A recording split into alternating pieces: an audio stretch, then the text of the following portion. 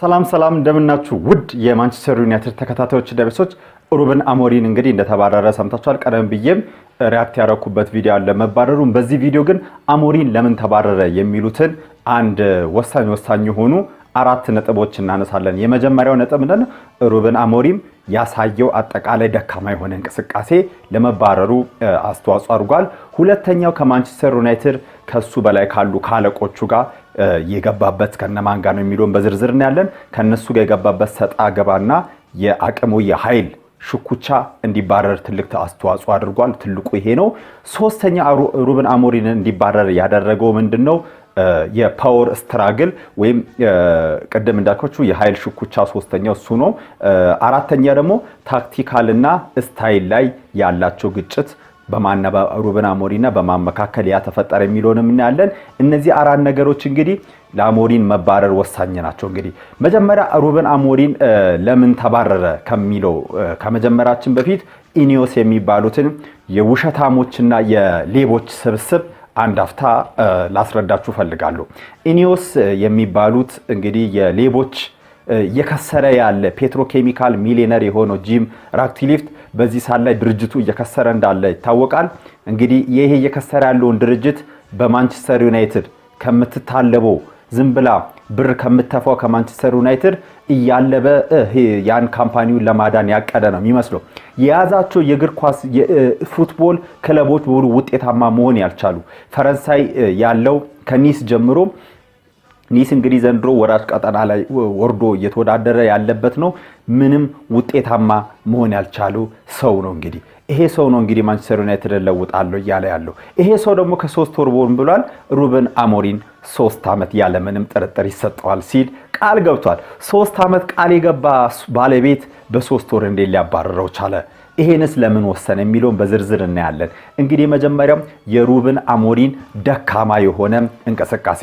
ለዚህ መባረር ሩበን አሞሪም ምንም ተጠያቂ አይደለም ማለት አንችልም። ሩበን አሞሪም ራሱ ተጠያቂነት አለው። ግን በምን ያክል መጠን ነው? እውነት ይሄ አሰልጣኝ ማሰልጠን የችሎታ ስለሌለው ነው ወይ? የእግር ኳስ ዕውቀት ስለሌለው ነው ወይ? ማንቸስተር ዩናይትድን ማሻገር ስላልቻለ ነው ወይ? ሞሪኒዮ፣ ቴናግ፣ ሶልሻየር፣ ቫናል እነዚህ የመሳሰሉ አሰልጣኞች አሁን ደግሞ አሞሪም ምንም አይነት ችሎታ ስለሌላቸው ነው ወይ ማንቸስተርን መመለስ ያልቻሉት የሚሉትንም ሐሳብ እዚህ ላይ እንግዲህ ጥያቄ ምልክት አድርገን ልናልፍ ይገባል። ሩበን አሞሪም ደካማ እንቅስቃሴ አድርጓል። እውነት ነው። ይሄ ደካማ እንቅስቃሴ ደግሞ ያደረገበት በጣም አሳዛኝ ነው። እንግዲህ ባለፈው 14 ወር ነው አንድ አመት ከ2 ወር ነው በማንቸስተር ዩናይትድ ሩበን አሞሪም እስከተባረረበት እስከ ዛሬው ዕለት ጃንዋሪ 5 ድረስ እንግዲህ የቆየው። ይሄ ሰው ባለፉት እነዚህ 14 ወራት ውስጥ 15 ጨዋታዎችን ብቻ ነው በፕሪሚየር ሊግ ያሸነፈው። 15 ከ47 ጨዋታ በጣም ይሄ ደካማ የሚባለው። ይሄ እንግዲህ አንድ ሲዝን 38 ጨዋታ ያለው ነው። እንግዲህ ከ38 እንኳን አቨሬጅ ብንወስደው የማሸነፍ ንጻሪው በጣም የወረደ ነው የሚሆነው። ወደ 30 ቤት ነው የሚወርደው ማለት ነው። እንግዲህ ሩበን አሞሪም በክለቡ ታሪክ ደካማ የማሸነፍ ንጻሪ ያለው አሰልጣኝ ያደርገዋል ማለት ነው። ሌላ እንግዲህ 2024-2025 ሲዝን ያለፈው ላይ 15ኛ ደረጃን ይዞ በመጨረስ በማንቸስተር ዩናይትድ ታሪክ ደካማው አሰልጣኝ ያደርገዋል። ይሄም አንዱ እንግዲህ ከ1997 በኋላ አጠቃላይ ዝቅተኛው የጎል የማግባት ድክመት የታየበት ቡድን ሆኖ አልፏል ማለት ነው። ራሱ ሩበን አሞሪም ደካማው በማንቸስተር ዩናይትድ ደካማው ቡድን ሲል ሲተቸው እንደነበረ ይታወቃል። ሌላ ነገር ደግሞ በኢሮፓ ሊግ ፋይናል ላይ የሰራው ጥፋትና ያን ውድድር ማጣቱ ትልቅ ዋጋ እንዳስከፈለው ለመባረሩ ለዛሬ መባረሩ ቀጥተኛ ምክንያት ባይሆንም ቻምፒየንስ ሊግ ቦታ ይዞ በኢሮፓ ሊግ ገብቶ ቢሆን ኖሮ ምን አይነት ነገሮች ሊለወጡ እንደሚችሉ ምን አይነት ኢንቨስት ሊደረግ እንደሚችል የታወቀ ስለሆነ ማለት ነው። እንግዲህ ይሄን ሁሉ ግን ስንል ይሄ አሰልጣኝ እነዚህ ዝቅተኛ ውጤት ይዞ ሲጨርስ ምን አድርጓሉ ባለቤቶቹ? ገምግሞ አይቶ አስቀጥሎታሉ ማለት ነው። ትልቁ ድክመት ይሄ ነው። ቴናግንም ክረምት ላይ ገምግሞ አይቶ አስቀጠሉ፣ ኢንቨስት አደረጉ፣ አባረሩት፣ ኢንቨስትመንቱ ከሸፈ። ሩበን አሞሪም ግማሽ ሲዝን አዩት፣ ገመገሙት፣ አስቀጠሉት፣ ኢንቨስት አደረጉለት። የሚፈልገውን ኢንቨስት አድርጎለታል ወይ የሚለው ደግሞ ሌላ ጥያቄ ነው። ኢንቨስት አደረጉለት፣ አባረሩት። ግን የሚፈልገው ኦሊ ዋትኪንስን እየፈለከ ሼሽኮን አመጡለት። ሼሽኮ ለአሞሪን 5ኛ ምርጫ ነበር። ይሄን ማወቅ አለባችሁ። አንደኛው ምርጫ ዮከሬስ ነበር። ሁለተኛው ምርጫ ቪክተር ኦሲሜን፣ አንደኛ ምርጫ ዴላፕ ነበር። ሁለተኛ ዮከሬስ ነበር። ሶስተኛ ኦሲሜን ነበር። ዋትኪንስ እና ሼሽኮ ሲቀሩ ግን ዋትኪንስን ነው የምፈልገው ያለ አራተኛ ምርጫውን ሳያመጡለት 5ኛ ምርጫውን ነው ያመጡለት ሼሽኮን። ሼሽኮ በጣም መጥፎ ተጫዋች ነው እያልኩ አይደለም። ሼሽኮ ግን ገና ፕሪሚየር ሊጉ መላመድ ያለበት ገና የ22 ዓመት ወጣት ተጫዋች ነው። ኢምቤሞና ኩኛ የመጡት ለማንም አሰልጣኝ ቢመጣ ይመቻሉ ተብሎ ነው እንጂ ሩበን አሞሪም ስፔሲፊካሊ ስለፈለጋቸው ብቻ አይደለም። ከዛ በኋላ ማንን ነው የገዙለት? በረኛ። እሱንም ሲዝኑ ተጀምሮ ስንት ነጥብ ይሄ ቡድን በበረኛ በኡናና በባይንደር ከጣለ በኋላ እሱ ማርቲኔዝ ከአስቶን ቪላ ይምጣልኝ፣ ማርቲኔዝ ማንቸስተር ዩናይትድ መምጣት ፈልጋለሁ እያለ እያኮበከበ ባለበት ሳለ ይሄ ሁሉ እንግዲህ ታሳቢ አድርጋችሁ እንድታስቡና ለዚህ ደካማ ፐርፎርማንስ የዳረገው ይሄ ነው። በዚህ ዓመትም ይሄ ነገር ቀጥሏል። ከዛሬ ዓመት የተሻለ ቢሆንም እንግዲህ ሌላው ነገር እንደው ምንድነው ከክለቡ ባለቤቶች ኃላፊዎች ጋር ሃይራርኪ ጋር ከነሱ ጋር የገባበት ጸብ ምንድነው? ሲያመጡት እኔ 4-3-3 ነው የምጫወተው ቡድኔን በዚህ መንገድ ነው የምትገነቡልኝ ብሎ ካመጣቸው በኋላ እነዚህ በአንድ ራስ ሁለት ምላስ የሆኑ አጭበርባሪ ሌቦች ማን ዊልኮክስ ማን ኦማር ቤራዳን የሚባሉ ሰዎች ከዱት። ስለከዱት ነው የተባረረው። እሱ ደግሞ መከዳቱን ተቻችሎ ተቋቁሞ ማሰልጠን አልቻለም። ይሄ የትልቅ አሰልጣኝ ምልክት ነው። ይሄ ሰውዬ ነገ ከነገ ወዲያ ትልቅ ቡድን ይዞ የተሻለ ቡድን ሊሰራ ይችላል አይባልም፣ አይሰራም አይባልም፣ ይሰራ ይችላል። ወጣት ነው ገና። ግን እሱን ቃል አስገብቶ ያመጡለት ሰዎች እነዚህ ሰዎች ባካል አደረጉት፣ አልደገፉትም። ጭራሽ በጃንዋሪ ላይ ተጫዋች ያስፈልገኛል ይያል አይገዛም። ማንንም ምንም አይነት ተጫዋች አይገዛም። እሱንም ክረምት ላይ የሚገዛውም ተጫዋች ላንተ አይደለም የሚገዛው፣ ድንገት ላንተም ይሆን ለቀጣይ አሰልጣኝም ቢመጣ የሚሆን ምን አይነት ይሄ እንትን ነው? የክለብ ማኔጅመንት ሲስተም ነው።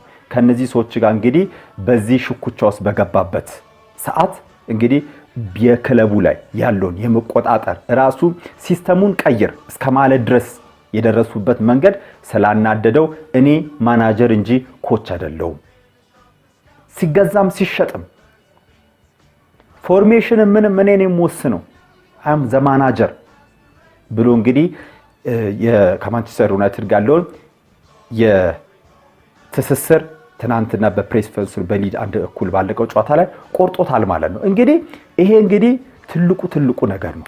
ሌላው እንግዲህ ምንድነው የትራንስፈር ጉዳይ እና የኃይል ጉዳይ። ትራንስፈር ጉዳይ ስላችሁ ትልቁ ጸብ የመጣው ይሄ ነው። እንግዲህ 3 ወር በፊት ራክቲሊፍ 3 ዓመት ይቆያል ብሎ ቃል የገባለት ሰውዬ እንደ ዛሬ ተባረረ ብላችሁ መጠየቅ አለባችሁ። ይሄ የሆነበት ምክንያት አሞሪም ቦልድ ሆኖ አምጡ ተጫዋች ሲስተሜን አልቀይር ግዙልኝ ካልሆነ አባሩኝ የሚል ውሳኔ ውስጥ መሄዱ ነው። ይሄም እንግዲህ ስራውን ዋጋ አስከፍሎታል። ዝም ብሎ አልወጣም። ያው እንደምታውቁት አንድ አሰልጣኝ ከአንድ ክለብ ሲባረር ካሳውን ይዞ ነው የሚወጣው፣ ውል ማፈሻውን ይዞ ነው የሚወጣው። ዝም ብሎ አይወጣም። እንግዲህ ይሄ ነገር ፓወር ስትራግሉ እነሱ የሚፈልጉት ምንድነው? ፓፔት አሻንጉሊት ይሆነ እንዳሁን እንደ ተሾመው እንደ ዳረን ፍሬቸር አይነት። ዳረን ፍሬቸር ሌጀንድ የሆነ ተጫዋች ነው። ግን በየትኛው እግር ኳስ ችሎታ ነው ማንቸስተር ዩናይትድ የተሻለ ደረጃ ይወስዳል ብላችሁ ታስባላችሁ? አይመስለኝም። ኮስተሮ ትልቅ ነው፣ ደስ ይለናል። ሌጀንድ የሆነ ሰው ተክቶ ትልቅ እንትን ሲል ኦሊ ጊዜ እንዴት ስንደሰት እንደነበረ ትዝ ይላችኋል። ኦሊ እንደው ባይዘው ከፈርጉሰን በኋላ ምርጡን እንደ ቡድን የሰራው ኮሮና ታይም ላይ ኦሊ ነው። እኛ የምንፈልገው ተከላክሎ ካውንተር የሚጫወት አይነት ቡድን ቢሆንም አጠቃላይ ግን የተሻለ ቡድን ነበር። ቢሆንም ይሄ ሰውዬ ዳረን ፍሬቸር የተሻለ ወይ ነው ብላችሁ ታምናላችሁ ወይ? አው ይሻላል ከአሞሪም የምትሉ ኮሜንት ላይ እየገባችሁ ይሻላል አይሻልም እያላችሁ አስቀምጡልኝ። ግን ሶስተኛ ጉዳይ ይሄ ነው። የትራንስፈር ጉዳይ ላይ እኔ ነኝ የምወስነው፣ እኔ ነኝ ማናጀሩ፣ ኮች አይደለሁም። እዚህ ጋር ቁጭ አድርገን እንዳሻንጉሊት እንደፈለክ እንትን የምትለኝ ሰው አይደለሁም። የሚለው ጸብ እንግዲህ ከአሞሪም ጋር የገቡበት ጸብ እንግዲህ ለዚህ አዳርጎታል ከስራውን ሊያሳጣው ይችላል ማለት ነው። ሌላው እንግዲህ ታክቲካል እና ሲስተም ስታይል ነው። ታክቲካሊ አሞሪም 3-4-3 ነው የሚጫወተው። እነሱ ደግሞ አሁን ኢንቨስት ማድረግ ስለማንችል 4-3-3 ተጠቀም እያሉት ነው። ሌላ ስታይሉን ቀይር ሞር ቡድኑ አሞሪም የሚፈልገው ምንድነው ሃይ ፕሬስ የሚያደርግ ምናምን እነሱ ትንሽ ኮንሰርቫቲቭ የሆነ ቡድን 3-4-3 እየተከላከለ ምናምን ነገር የሚጫወት የራሳቸው በቃ በህልማቸው ያዩትን ነገር እየመጡ አሰልጣኙን ይሄን ቀይር እያሉ እንግዲህ ሲጨቀጭቁት አሰልጣኙ መጨረሻ ላይ በቃኝ ከቻላችሁ አባርሩኝ ጎበዝ ከሆናችሁ ካሳይን ከፍላችሁ እኔ ግን 18 ወር ኮንትራት አለኝ ይቀጥላለሁ ብሎ በማስፈራራቱ የተፈጠረው የታክቲክና የስታይል ለውጥ ላይ እዛ ላይ እንግዲህ እኛ በመንልል ከባክ 3 ወደ ባክ 4 ገባ የሚለው ትልቁ እንግዲህ ጭቅጭቅ ፈጥሮ ሩበን አሞሪምን እንግዲህ ስራውን ሊያሳጣችላል ማለት ነው። በጣም እንግዲህ ያሳዝናል። ውድ የማንቸስተር ዩናይትድ ደጋፊዎች እንግዲህ እነዚህ ነገሮች ነገ ከነገ ይሄን ቡድን ከዚህ በላይ ቁልቁለት ጉዞ ያስጉዙታል። መሆን የነበረበት እዚህ አሰልጣኝ የሚፈልገው 2 ዊንግ ባክ ይፈልጋል። እነሱም ማምጣት 2 መሃል ሜዳ ተጫዋች እንደ ባሌባ አይነት እንደ ኤሌት አንደርሰን አይነት እንደ ዋርተን አይነት ተጫዋቾችን ይፈልጋል። ይሄ ቡድን ማምጣት የሚፈልገውን ከሰጠ በኋላ ይሄ ሰውዬ ውጤት ማምጣት ካልቻለ ታባረራል። ነገ የሚመጣው አሰልጣኝስ ሲስተሙን ቀይሮ ሌላ አሰልጣኝ ተጫዋች ሲጠይቅ አሁን እነሱ የሚፈልጉት ምን መሰላችሁ? ቡድኑን እየጠጋገኑ ቻምፒየንስ ሊግ እየተሳተፉ ብራቸውን እያለቡ ስቴዲየሙን ሰርቶ የክለቡን ዋጋ በእጥፍ ወደ 10 ወደ 12 ሚሊዮን የክለቡን ስቴዲየም ተሰሩ ካሳደጉ በኋላ ከዛ በኋላ ሸጦ መውጣትን ቢፈልጉ ትርፋማ ይሆናሉ። ቢዝነስ ማይንድ ቢዝነስ ጌም ብቻ ነው እየተጫወቱ ያሉት። የማንቸስተር ዩናይትድ በሜዳ ላይ ውጤታማ መሆን አያስጨንቃቸው። ከቻላችሁ እንግዲህ በመታገኙት እድል በሙሉ ሳክ ሩበን አሞሪም ማለት አንችልም። ሩበን አሞሪም ስለተባረረ አውት ኢኒዮስ ኤንድ ግሌዘር ግሊኒዮስ አውት ያላችሁ እንግዲህ እየሄዳችሁ እነ ማርክ ጋር እየሄዳችሁ ዩናይትድ ስታንድ ጋር ሪዮ ፕሬዘንት ላይ እየሄዳችሁ ኦቨርላፕ ራሱ ጋሪ ኔቭል ጋር እየሄዳችሁ በቻላችሁት አቅም የማንቸስተር ዩናይትድ ደጋፊዎች እድል ስታገኙ ሶሻል ሚዲያ ላይ የነሱ ቪዲዮዎች የተቆራረጡ ሲመጡላችሁ ቲክቶክ ላይ ዩቲዩብ ላይ የነዚህ ፕሮግራሞች ትላልቅ ሚዲያዎች ላይ ስገቡ ስታዩ ምንም ማይገናኝ ድረስ ራሱ ስታገኙ እየገባችሁ ግሊኒዮስ አውት በሉ። ግሊኒዮስ እንግዲህ ግሌዘር ኤንድ ኢኒዮስ ማለት ነው። አውት በሉ። አመሰግናለሁ ስለተከታተላችሁኝ። እኔ ሐዋሪያው ነበርኩ። ከሐዋሪያው ቲዩብ ዩናይትድ